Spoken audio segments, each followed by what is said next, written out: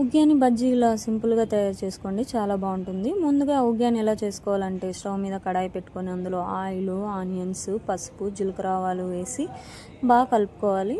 ఇలా కలుపుకున్న దాంట్లో కరివేపాకు కూడా వేసుకొని బాగా కలుపుకోవాలి. ఇప్పుడు ఆనియన్ బ్రౌన్ కలర్ వచ్చేంత వరకు వేయించుకొని అందులోకి టమాటా వేసుకోవాలి. ఇప్పుడు టమాటా మగ్గేలోపు మనం 5 మినిట్స్ నానబెట్టుకున్న బురుగుల్ని బయటికి తీసి మరీ మెత్తగా కాకుండా గట్టిగా కాకుండా ఇలా నార్మల్గా ఉండాలి. ఇప్పుడు ఇందులోకి పుట్నాల పొడి అంటే పప్పుల పొడి ఇంకా సాల్ట్ తగినంత వేసుకొని కలుపుకోవాలి. ఇప్పుడు ఇలా కలుపుకున్న దాన్ని పక్కన ఉంచండి, ఏం చేయాలో చెప్తాను. ఇప్పుడు టమాటా మగ్గిపోయి ఉంటుంది కాబట్టి అందులోకి తగినంత కారం వేసుకొని కలుపుకోవాలి.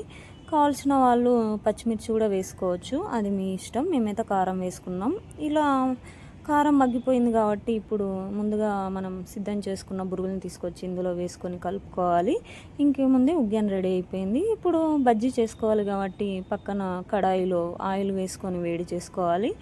ఇలా వేడి చేసుకున్న దాంట్లో బజ్జీ వేసుకోవాలి.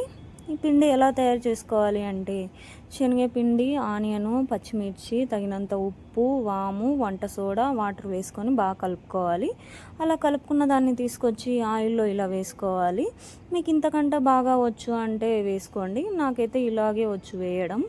ఇలా వేసుకున్న దాన్ని కొద్దిసేపు అలా స్విమ్ చేయించాలన్నమాట. స్విమ్మింగ్ చేయించిన తర్వాత వాటిని కడాయిలోకి తీసుకోవాలి. ఏముంది, బజ్జీ రెడీ అయిపోయింది. ఇక ప్లేట్లోకి తీసుకోవాలి ఉగ్యాని బజ్జీ.